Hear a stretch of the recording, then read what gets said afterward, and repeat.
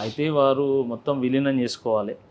లేదు అంటే తప్పకుండా కోర్టు తీర్పుకు ఆ తీర్పు యొక్క కాన్సిక్వెన్సెస్ వాళ్ళు గురి కావాల్సి వస్తుంది 100%. అండ్ సుప్రీంకోర్టు గైడ్లైన్ చాలా స్పష్టంగా ఉంది. 3 నెలల్లో స్పీకర్ గారు స్పందించాల్సి ఉంటుంది. Whether you are taking a ఇక్కడ decision or not, if you are taking a decision what the decision is అని చెప్పాల్సి ఉంటుంది. కాబట్టి ఖచ్చితంగా స్పీకర్ నిర్ణయం తీసుకోవాల్సి వస్తుంది. స్పీకర్ నిర్ణయం తీసుకున్నప్పుడు అనర్హత తప్ప ఇంకా వేరే నిర్ణయం తీసుకోవడానికి లేదు. కాబట్టి 100% మనకు ఉప ఎన్నికలు వచ్చేటువంటి అవకాశం ఉంటుంది. కాబట్టి దాన్ని తప్పించుకోవడానికి ఈరోజు కాంగ్రెస్ పార్టీ అన్ని రకాల ప్రయత్నాలు చేస్తుంది. జీవన్ రెడ్డి గారు లాంటి ఒక సీనియర్ నాయకుడు, నిజమైనటువంటి ఒక కాంగ్రెస్ వాది, చాలా లాయల్ వర్కరు, ఆయన కూడా బయటకు వచ్చి నేను రాజీనామా చేస్తా అనేటువంటి స్థాయికి వచ్చింది అంటే వాళ్ళు ఎన్ని వెంపర్లాటలు అంటే ఎన్ని రకాల ప్రయత్నాలు చేస్తున్నారు.